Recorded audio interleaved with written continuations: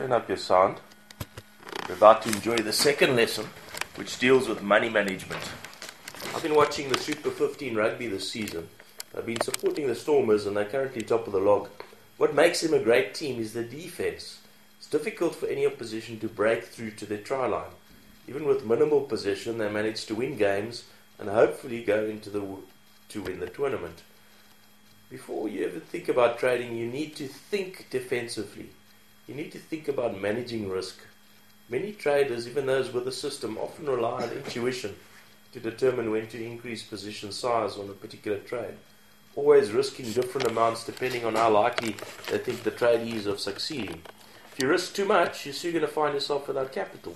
You risk too little and your trading won't reach its true potential. When investing, you manage risk by diversification. While diversifying will alleviate risk when trading, it's not as important as managing your position size and your portfolio risk.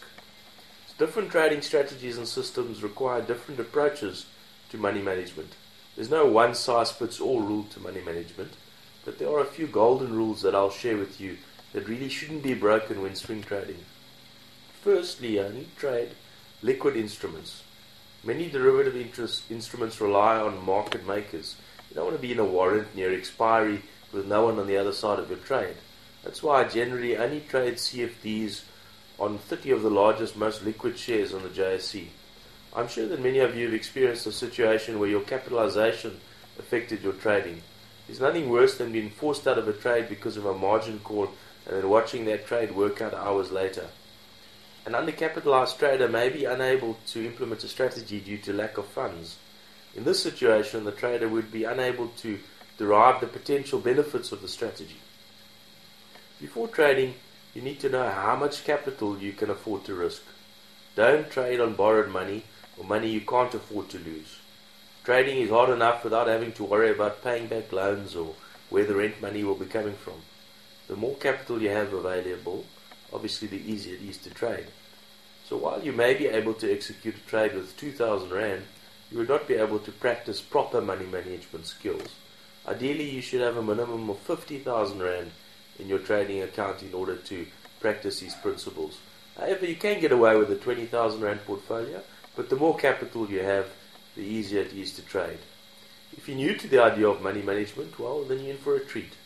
We're now entering the realm of a professional trader, where money management makes up the nucleus of a trading plan that goes hand in hand with mastering your emotions. So what is money management? It is a simple set of rules that tells you when to enter and how much to risk and when to exit a trade. Entry, risk management, and exit. You can have the method and even the mindset, but without the money management, you will still lose money.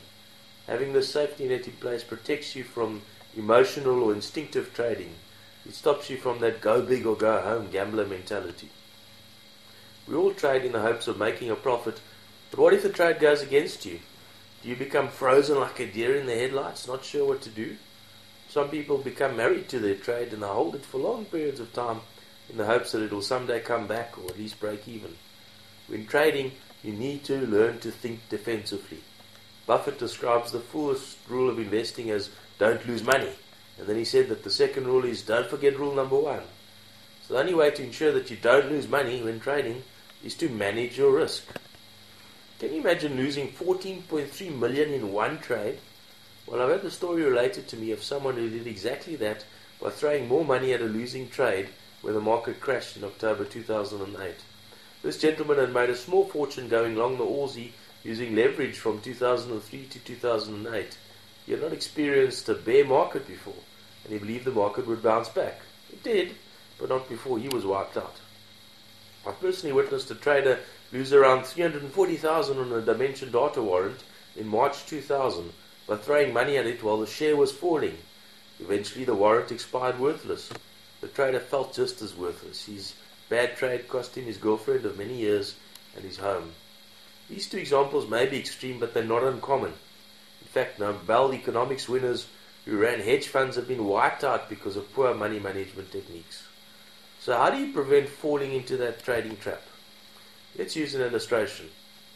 If we flipped a coin and you had to give me 3 Rand every time we got heads, and I had to give you 1 Rand every time you got tails, how long before you walk away from the game? Mathematically, I can't lose.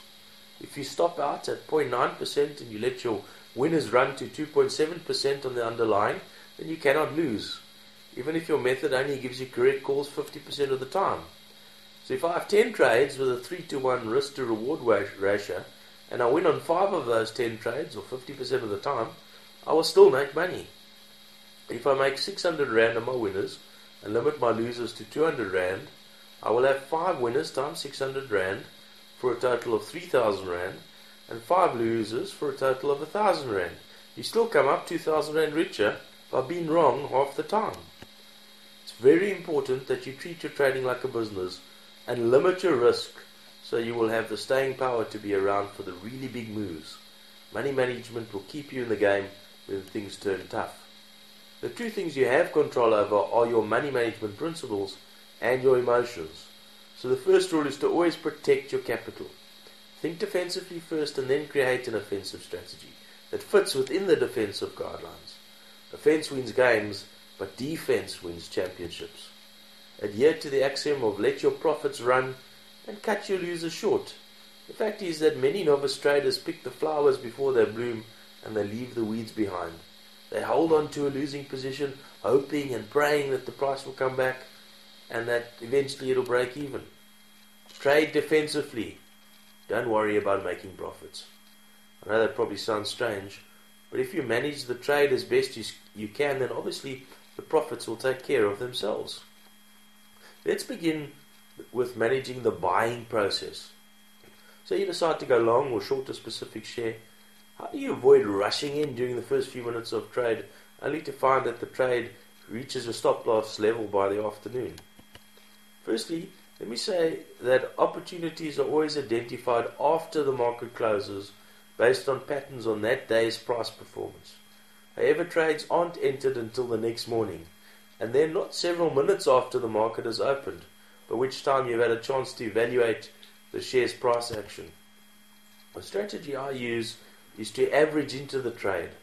This should only be done on the day you execute a trade. Once you have determined the position size, trade in 2 or 3 legs so that you average into the trade. If the trade runs in your favor, you may find that you're left holding a smaller position than you would have liked, but that's fine, you're in the money. Average in, but only until your maximum position size is filled. If you did not do this, you might find yourself forced to stop out of a trade on the same day that you have executed it, only to find it moving the way you wanted the following day of trade. So don't fear shorting when a share is in the green, and don't fear going long when the share price appears to be falling. Some might argue, but you have to practice a stop loss, even if it is minutes after you've entered a trade. They may argue that the trade could gap the following day. Well, gapping in the market is a risk of being in an overnight position. It has nothing to do with your money management rules. Share prices never move up or down in a perfectly straight line. There is normally some profit taking when a share gets overbought and some buying when it's oversold. You need to realize that you may be a day or two early for that reversal. So, ease into the trade. If you're doing 3 legs to the trade, make them equal, 33.3% each. 2 legs may be 50% each. That makes these trades at different times of the day, such as just after the market opens, maybe at midday, and maybe closer towards the end of the day. Most brokerages do not penalize you for making 2 or 3 legs of the same trade, but you need to understand the costs involved first. There may be times when an order that you place fails to get filled. That could occur when the share moves counter to what you expected, which could actually make it more attractive to buy tomorrow, or it may have gapped and moved too quickly in the direction that you expected. Should that happen, I would normally make 1 leg of a 3-leg trade and hope to get the rest of the order at a better price. How do I decide how many shares to purchase? Firstly, look at what the margin requirement is per share. If the margin requirement is less than 10%, then you only need to apply the 2% risk rule. If the margin is more than 10%, then you also need to actively ensure that you do not expose more than 20% of your capital in any one position. I generally hold 3 or 4 positions, and so limiting my holdings to no more than 20% in any one position works for me. But if you hold more positions, then you'll want to lower this percentage. So let's consider an example. I have a 100,000 Rand portfolio and I want to short Exara. We will assume that we plan to do two legs of the trade. The first trade is done at 188 Rand a share. If the share price moved against us by 1% or to 189 Rand 80, then we would have to stop out. So our risk per share is 1 Rand 80 or 1% of 188 Rand. You can work on 0.9% if you prefer, which would be a 1 Rand 69 risk per share. We're working on an overall portfolio risk of 2% per trade. So let me explain that. 2% of the 100,000 Rand portfolio is 2,000 Rand. So the maximum number of shares we can hold would be 2,000 Rand divided by 1 Rand 88, which is 1,064 shares. So if we expected to put down a 10% margin, then we'd take 18 Rand 80 multiplied by the number of shares we're going to buy, and that comes to roughly 20,000 Rand, which is 20% of our portfolio. So you could go ahead and trade that number of shares. However, if the margin required was 15% on Exara, then we would have to take 15% of the 188 Rand, which is 28 Rand 20, multiply that by the number of shares brought, 1,064, and that would come to almost 30,000 Rand. So that's about 30% of my portfolio. So you can see the danger of if the margin goes above 10%. To ensure we don't trade more than 20% of our portfolio, we would now need to take 20% of our portfolio, which is 20,000 Rand on a 100,000 portfolio, and then divide the amount required per share, which is 28 Rand 20 if it's on a 15%, and then that would give us 709 shares instead of the 1,064 shares we originally got. But we are only going to trade 50% of the entire trade on our first leg. So we calculate 50% of that total number. If it's the 1,064 shares, it'll be 532 shares that we trade. So let's assume the day goes on and by 2 o'clock Exara is now trading at 190 Rand a share. So now we're down by 2 Rand a share, not including costs. So our portfolio has actually dropped by 1,064 Rand. But we don't stop out. We now still got the 532 shares to short, which we do at the 190 Rand. So our average price now is 189 Rand. Let's assume that Exara closes the day at 190 Rand 20. As our average cost is 189 Rand a share, we're 0.6% away from the closing price. We haven't needed to stop out. If we brought our entire position at 188 Rand, then we would have been forced to stop out already. So averaging in on the day you trade can work well. If on the other hand, after purchasing your 50% at 188 Rand, the share then went to 186 Rand, you would simply have held a smaller profitable position that now equates to 10% of your portfolio instead of 20%.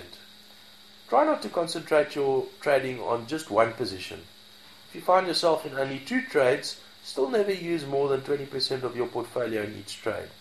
So with 2 trades on the go, you still have 60% of your portfolio in cash in case another trade becomes available.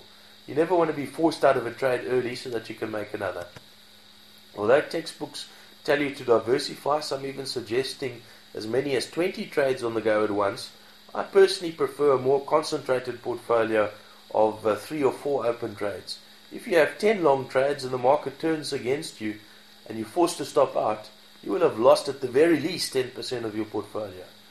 If you hold only 3 positions, you might be able to get away with the loss of 3% on your portfolio. If markets gap against you, you can be wiped out with 20 trades on the go at once. If you don't believe that it could happen to you, then consider that markets dropped by 22.6% on the 19th of October 1987.